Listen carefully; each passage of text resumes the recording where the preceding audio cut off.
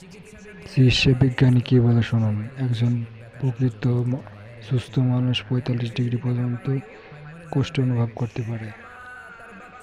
আর একজন মা একজন সন্তান ধারণ করার সময় 57% পর্যন্ত কষ্ট অনুভব করে। তাহলে মা কত কষ্ট অনুভব করে।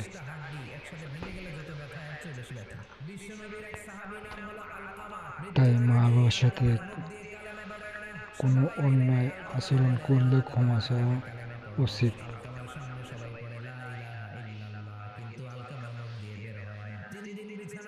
বিশ্বনবী সুহাইবকে পাঠালেন, বেলালকে পাঠালেন, দুইজন যে আলকামার কানের সামনে কালেমা পড়ে, কিন্তু কালেমা বেরোয় না।